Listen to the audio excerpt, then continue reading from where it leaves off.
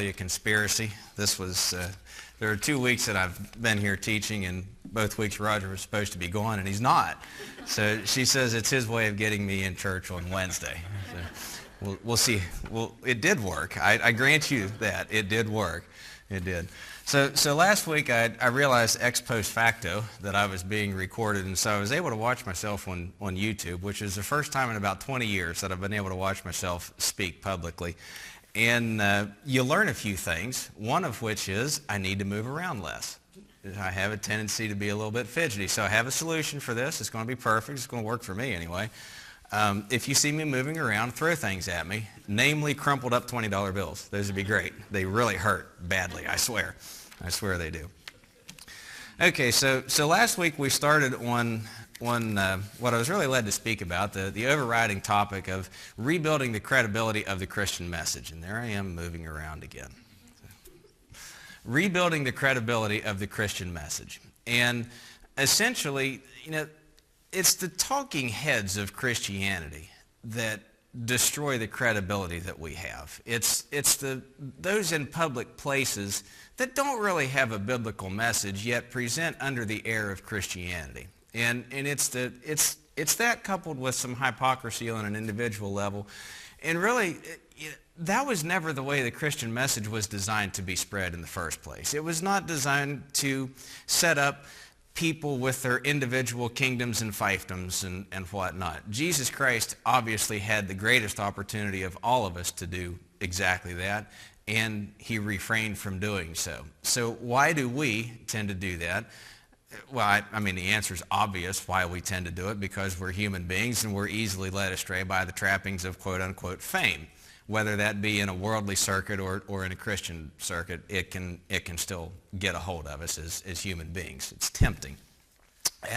But Christ did not use that model. Christ instead used the model of small-scale discipleship. And I'd like to say one-on-one, but he was one on 12, 11 of which were successful, one of which was arguably unsuccessful, yet still had a job to do.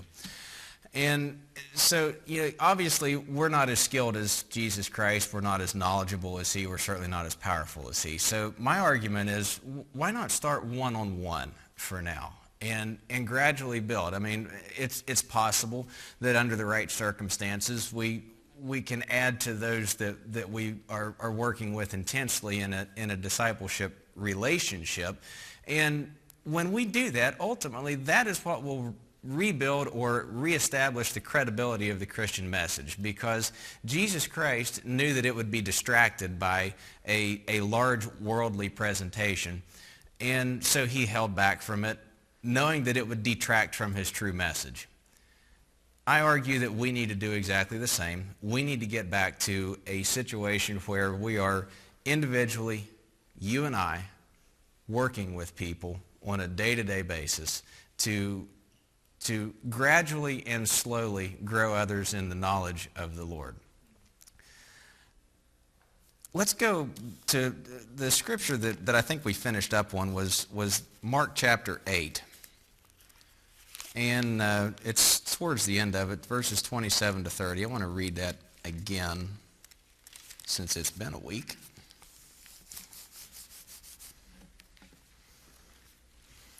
Okay, Mark chapter 8, 27 to 30. And Jesus went on with his disciples to the villages of Caesarea Philippi. And on the way he asked his disciples, "Who do people say that I am?" And they told him, "John the Baptist, and others say Elijah, and others one of the prophets." And he asked them, "But who do you say that I am?" Peter answered him, "You are the Christ." And he strictly charged them to tell no one about him. And then in verse 31 it says that key phrase, "and he began to teach them," which is indicative of the reason why he asked them to be quiet about who he was in the first place, because they just weren't quite ready to spread the knowledge of who he was. And there are other timing issues at play here too, but nevertheless, the disciples were not ready to disciple other people. So there's a couple things that we drew out that I want to reiterate also. And one of those is that Jesus Christ did not force any belief on those disciples. he did not demand of them that they confess him right in that moment as the Lord of the world, basically. He did not force that out of them. He instead said, what's on your mind? You know, that was basically his approach, was tell me how you really feel. Anybody ever hear that? I get that from time to time. Usually after some kind of a smart comment that I've made. So why is it then that when we work with other people, we try to, I don't want to say beat a confession out of people, but we have a tendency to try to force a confession of Jesus Christ out of them, instead of just understanding, as Christ did, that they may not be ready yet. I mean, that doesn't take away from the impetus of time, because none of us knows how much time that we have, and we certainly don't know how much time someone else has, so there needs to be that sense of urgency. But we can't confuse the sense of urgency of doing our job with where someone may be in their spiritual journey, for lack of a better way of describing it. Because the disciples, yes, they chose to follow Christ, but when they chose to follow him, did they really know who he was? I mean, I don't think they had a really good idea of exactly what they were getting into. I believe they knew that there was something different about the guy. Some of them had some knowledge of biblical prophecy, but by and large, I think he was a very magnetic character. But did they truly understand what he represented to them? Did the disciples, when they followed him, truly understand what they would be getting themselves into later? And I don't think that that's the case. I don't think they had any idea. And that's part of the fun, really. So Jesus gave his disciples the freedom to choose and the freedom to express what they really thought about him. He did not ask a loaded question. He simply said, who do you say that I am? And it's also a way of forcing them to come to grips with the fact that they had to make a personal decision as to who they believed that he was, instead of just following what the crowds may have said.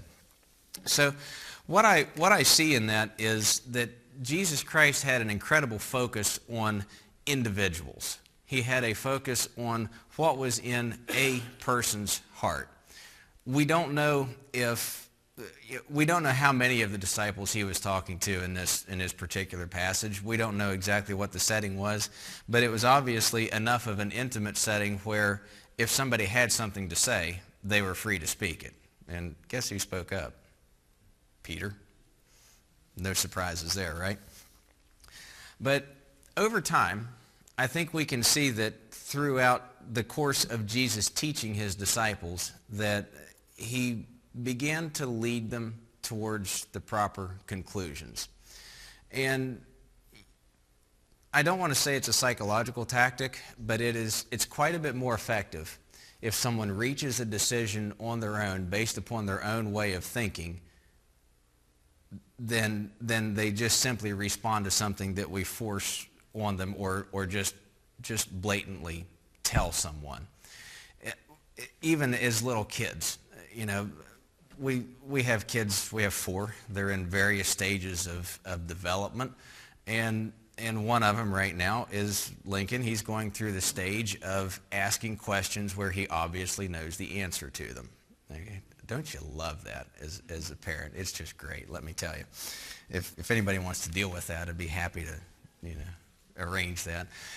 So, Lincoln says, is that a cup? Well, he's a sharp little guy, and we know that he knows the answer to that. So, you just say, well, Lincoln, is that a cup? Well, yes. And that's how you train a small kid, or it's how we're doing it anyway. It seems to have worked with the prior two. It's how we are training that out of them to, instead of just answering the question, it forces some thought. And it's the way that Jesus teaches is really great, because it shows how much he knew. I mean, obviously he knew everything about the way the human mind works. And he knew that in order to get someone to grasp a hold of a concept, he would prefer to ask them questions to get the gears of their mind turning and to cause them to think and come to their own conclusion. Now, obviously, he led them in the direction of the correct conclusion, but nevertheless, it was still their choice. And he made it obviously their choice to do. So he grasped a hold of that on an individual level. And so I love his methods. I absolutely love the methods because it really shows a true, complete understanding of human nature. And we would do very well to emulate that in the relationships that we have. Now, that said, there are a couple things, get my grammar correct here, that Jesus did that caused him to come in contact with people of various walks of life. I mean, if you do a study on where the disciples' backgrounds originated, it'll kind of amaze you that Jesus associated with some of these people. In all honesty, I mean, did anybody watch the TV show Deadliest Catch? You know, how rough are those guys, right? And so Jesus chose some commercial fishermen to do his bidding, right? He chose tax collectors. Anybody friends with the IRS? I'm certainly not. I don't like them. This is tax time. It's not refund time, unfortunately. So there were all number of people that Jesus dealt with that were unsavory, perhaps, for lack of a better description for them. And so Jesus did not isolate himself from the world. Now, there's a big distinction between what we think we should be doing, perhaps, and what I see that Jesus Christ did. We don't have a problem reaching out to those who are less fortunate than we are. We don't have a problem getting them food on Thanksgiving Day or getting them clothing. You know, there's any number of things that we're more than happy to do to provide for those who are less fortunate. Those are great things. We need to do them as a Christian community. It is our job, and it is something that Christ called us to do. Yet at the same time, we need to be genuine friends with people of all nations. We're called to go and make disciples of all nations. And discipleship it's not strictly a teacher and a student. It's friends. I mean, it truly is people who have maybe nothing in common, maybe everything in common, but a common bond in Jesus Christ where one needs to be, I don't want to say brought up to speed, but needs to be brought to a point where they can reproduce other like Christians. And so what does it mean to make disciples of all nations? Well, for one, we have to form relationships with people of all nations. And it's easy to think of that in a missionary context where as a missionary sending church, we have folks out there in various foreign fields. That's great. But all nations can mean some other things too. All nations can mean those who are poor. It can mean those who are uneducated. It can mean those who are imprisoned. Those are the easy ones, right? Because we almost have a perspective as if we're reaching down to help someone up. Well, that's arrogant. It really is an arrogant perspective because the truth is we're all reaching up in need to Jesus Christ. And so what of those who are wealthy? What are we as a Christian community doing for those who are wealthy? What are we doing for those who have high education? What are we doing for those who are successful or those who have a positive family life? Are we aggressively pursuing them as much as we're aggressively pursuing those who are poor, those who are uneducated, those who are in a poor social context? So are we missing half the nation right here in Parkersburg? I would argue that, well, I guess I can say this because Donald Trump won New Hampshire, so political correctness is out the door officially now. Those who are social comparables to us, those who are of the same economic standing, those who are of similar education levels, perhaps a coworker, perhaps somebody you just know and you hit it off with, you stand a better chance discipling somebody like that, honestly, somebody that you have things in common with, than someone who is so concerned about something else, so concerned about how different we might be than they are. You know, that's why God puts Christians in all walks of life, right? because we all come in contact with different people. I personally struggled with, I almost went into the ministry. I was very close to it, and I was actually meeting with a pastor of the church I was going to in Charlotte, North Carolina, and I told him what I was struggling with. I mean, all my life I had geared towards a career, and then once you have a good career, it's think, well, maybe I should rethink what I did. And my reasoning was, there's a lot of people that I would come in contact with in ministry, and he said, Jim, don't you think I struggle with the exact same thing from the other side of the equation? Because there are people that you and I will contact that Pastor Roger will never. Many, many people, the majority of people in this area that you and I will see on a daily basis will never come in contact with a, quote, minister of a church somewhere. So how dare we put that onto one person to do, first of all, but also how dare we squander the opportunity that God's given us right where we are to reach those who need him the most, but maybe don't show it on the outside. It's easy to see that a homeless person has something missing in their life. It's very hard to see that somebody that has it, quote, all together and has an ideal life has the exact same thing missing from their life. And it's a common denominator among all people. So what I would contend is that when we see people of all nations, it's easy to think of those who are less fortunate. What about those who are of equal or greater fortune than we are? I think we're missing something on that, because we truly have something to offer all people of all nations through Jesus Christ.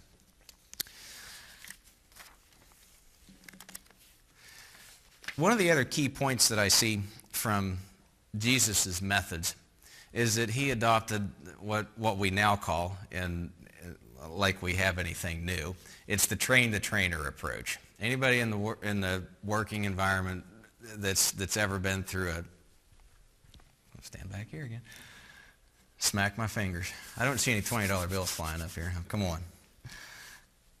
Jesus took a train the trainer approach where he wasn't just teaching people for the sake of teaching them. He was teaching those who would be teaching others. And it's always interesting how you see what we have as a modern concept. Just, no, it's not. It's a couple thousand years old. You know, Jesus had this figured out long ago. And there's a lot of things that does within the mentality of both people in a discipling relationship. Both people. If you're the disciple, let's say we have the disciple and the discipler, because every contract, formal or informal, has two parties to it at least. So if you're the learner, what does that do for your perspective on what you're learning?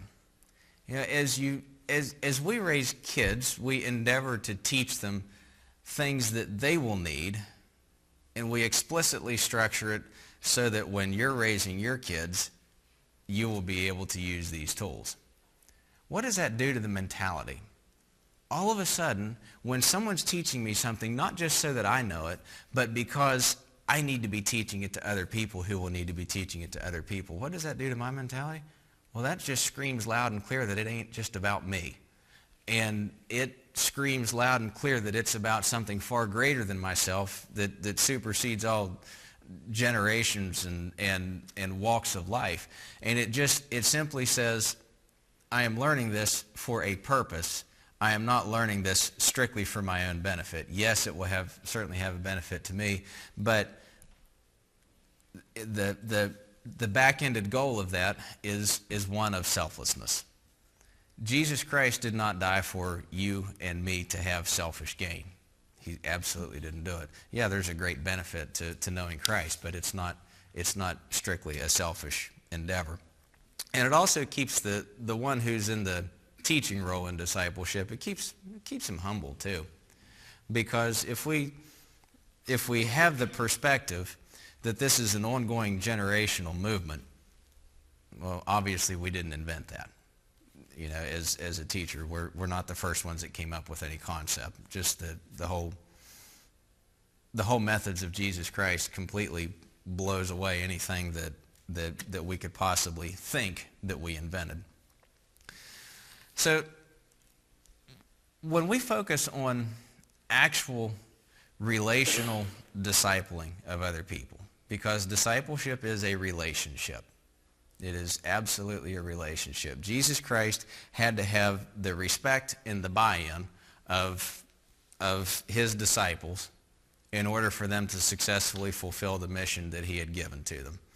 And that's basically buying into the relationship that he had.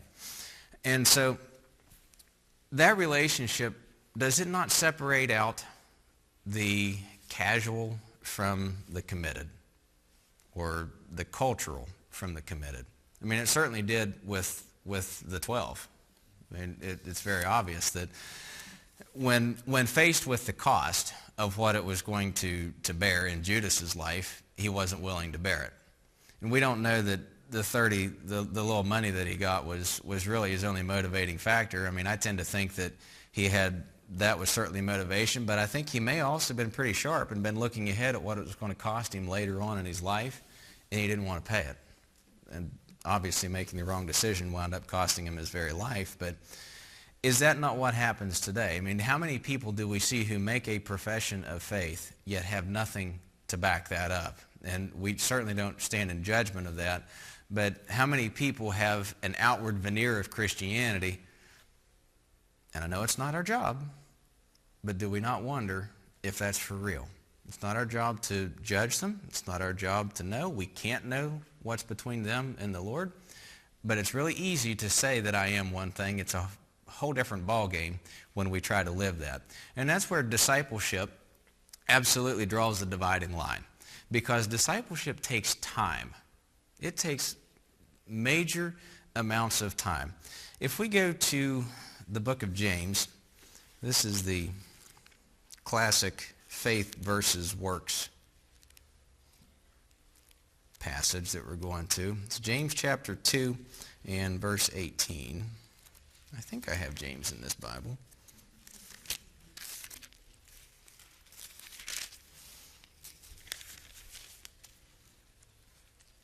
You know, I cheated and printed it on my paper. James chapter 2 and verse 18 says, "But someone will say, 'You have faith and I have works. Show me your faith apart from your works, and I will show you my faith by my works.'" Okay? So the quote, "You have faith and I have works," is kind of said tongue-in-cheek, and the writer of James simply throws that under the bus, and he says, no, that's not how it works. You show me your faith apart from your works, and I will evidence what I believe by what I do. So let's turn to the left just a little bit to Hebrews chapter 11. It's only 2 pages in mine. And so here we're reading, if we scan down through here, this is the old Hall of Faith. If we scan down through this, what we find is that we're reading about people that took a really long time to accomplish what they were here for.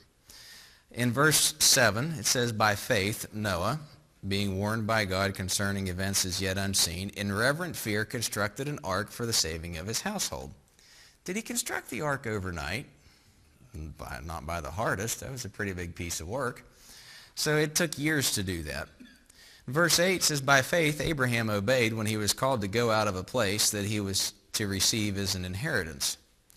So Abraham was required by God as an evidence of his belief to leave everything that he had known and start a new life. You might start a new life by one decision, but do you build a life in one day? No, it takes years. It takes years. And so then if we scan over to verse 23, we have the story, the reference to Moses' life. And we know that certainly took years for Moses to accomplish what God had put him here for. So how is it that we think that we can do justice to the message of Christ by merely evangelizing and not discipling? How can we do justice to our faith by making converts instead of raising up spiritual children who are capable of spreading the Word of God and the message of Christ? We can't do justice to it, can we? We absolutely can't. So it's easy to make a quick or a glib one-time profession of faith, It's quite another to live in friendship of others and give directional help in the form of discipleship, formal and informal, to other people. But which one adds more credibility to the message of Christ? Does Noah saying, yeah, Lord, I'd build you a boat if you wanted me to, does that add credibility? Or is the fact that he labored for years and years and years to accomplish something and got laughed at while he was doing it, but turns out was pretty necessary for our survival, does that add more credibility to it? Does it add more credibility for Moses to say, yeah, God, I'll lead your people? Or does it add credibility when they went through sacrifice, they went through deserts, they fought Egyptians? I think the answer is pretty clear. So I think it is best for the credibility of the gospel for us to focus on the lengthy, difficult, time-consuming, and thankless pursuit of raising up others in the knowledge and admonition of the Lord from spiritual infancy to spiritual adulthood, where they can then begin to reproduce in like kind. The math works on that. Jesus Christ knew that this is the way that humanity is built. He knew that it is very easy for us to make some kind of profession, yet it is far more meaningful when it is required, when our effort of our life is required to back up what we say. So for all the attacks that Christianity has undergone in the last millennia, for all the credibility that it's lost because of misspoken words, misdeeds of Christian leaders, for all the difficulty that we've had in societies, a couple things we need to remember. One is that there's nothing new under the sun. The difficulties that we face today are nothing more than the same adversary using the same kinds of tactics with a different veneer than what he's always used throughout humanity. But number two, it's important to remember that the God that we serve is the most credible thing that ever was. And it is predicated upon us to represent him in the most credible way that we possibly can. And sometimes that is silently, or I shouldn't say silently because it does require words, but invisibly perhaps is a better word.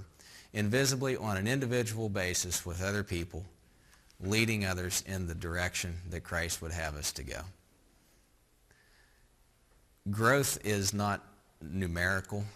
Growth is in the human heart. Discipleship is not about adding great numbers of people to the members of the church roster. That doesn't count.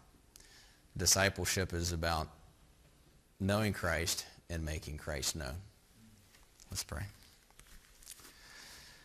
Lord, I thank you for the chance that we've had once again to be here.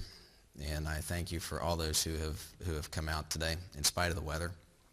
I thank you for your Son and the love that he showed to us, that he did not force us to make a decision. He did not force us to do anything. He led us in the right direction. He showed us the truth, but he also left us the ability to choose what we're going to do with our lives. Lord, I pray that we would choose to know you and that we would choose to make you known and put the effort into that is required, but the effort for us to learn and the effort that's required on an ongoing basis with bringing others to you and showing others the truth and helping others to grow in the knowledge and the love of you in our relationships with God the Father. I ask these things in your name. Amen.